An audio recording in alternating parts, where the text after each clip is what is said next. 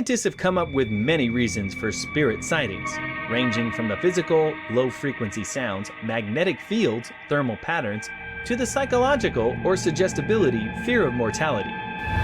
But while ghosts can't be proved to exist, they cannot be resoundingly debunked either. We've selected 5 of the internet's most vivid first-hand experiences with the paranormal. Hear them, and then ask yourself, do you believe? Number 1. The Little Hands. I've never lived in a haunted house, but my mother did as a teen. Other houses on her street had strange things going on too. A few homes away from her lived a man and his family. One night, one of his daughters went to bed with a bad headache.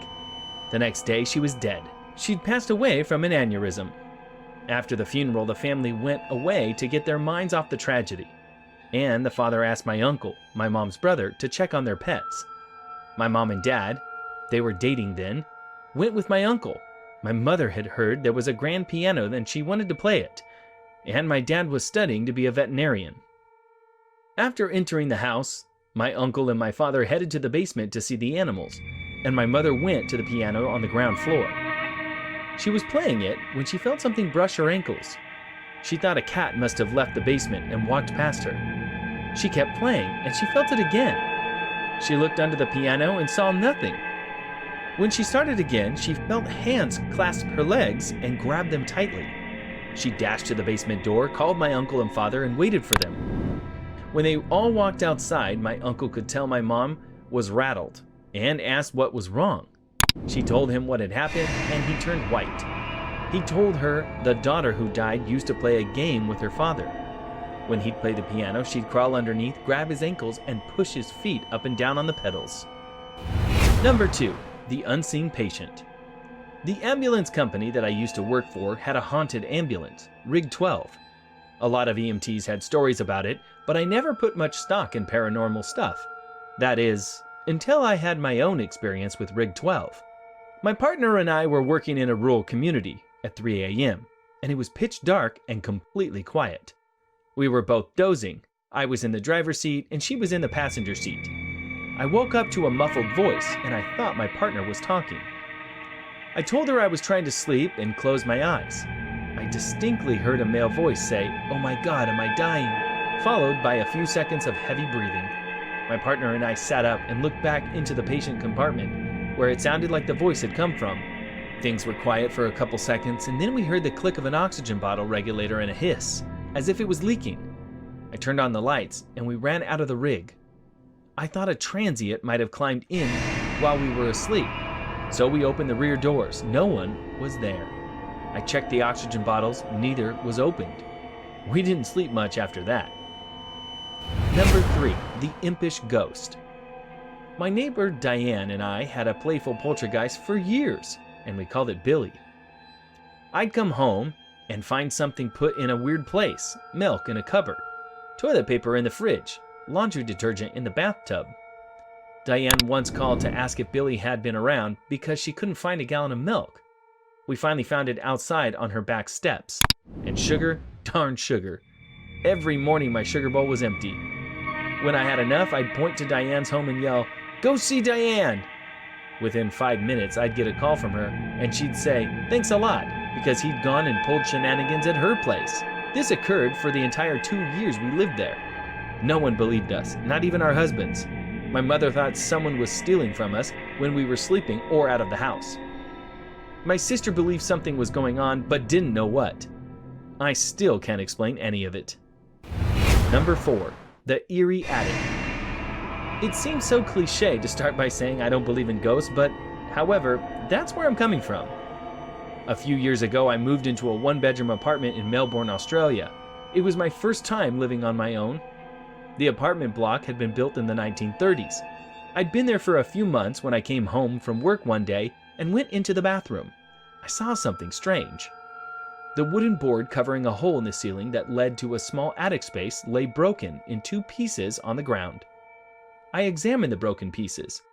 The board was an inch thick, and it would have taken a Bruce Lee to break it.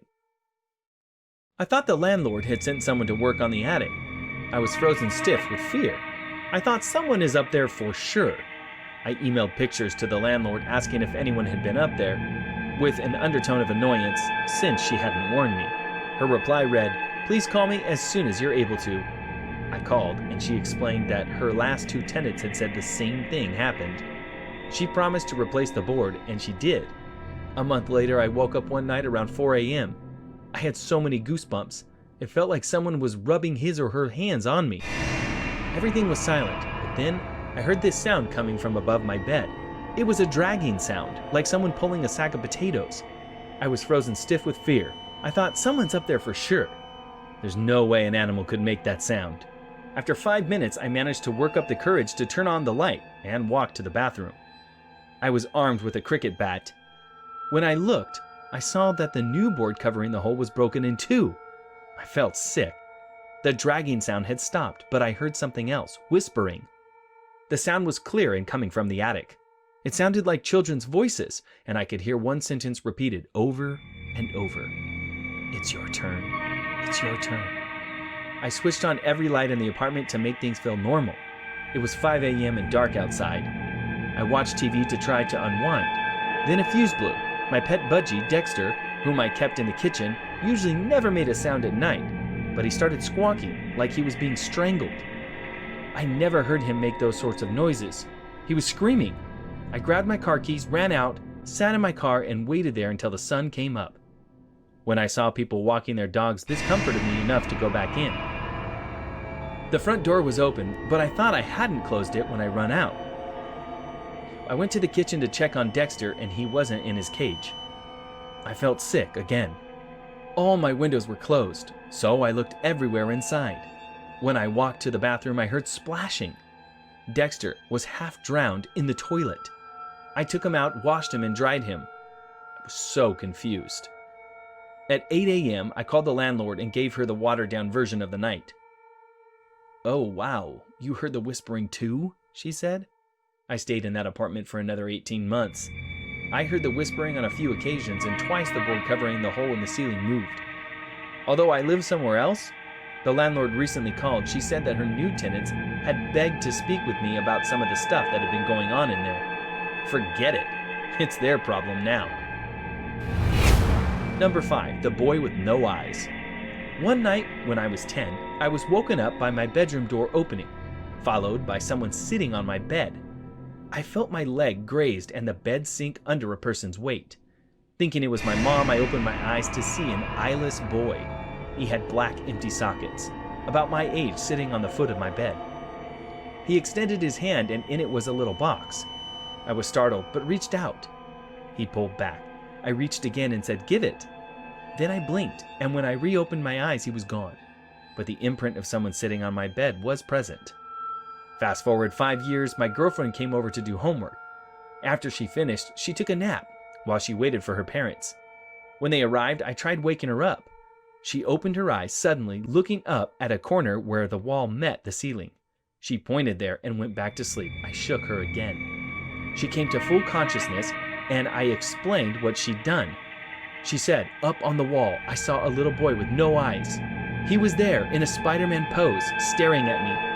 I freaked out. I told her my story about the same kid. Fast forward another 5 years, I was with the same girlfriend, and we had a 2-year-old. We were living in my parents' house, in my old room. My daughter started waking up at the same time every night, and she'd talk. After a while, I noticed she had almost the same conversation every night. I playfully asked her once whom she was talking to. She said, "It's a little boy. He's nice. He's lost and looking for his mommy." My daughter's nightly conversations continued until we got our own place later that year. These are just some of the most chilling stories we found on the internet, and we definitely are freaked out just hearing about it. Do you have any ghost stories up your sleeve? Tell us about it in the comments below, and if you like this video, give it a thumbs up and subscribe to our channel, Idea Haven.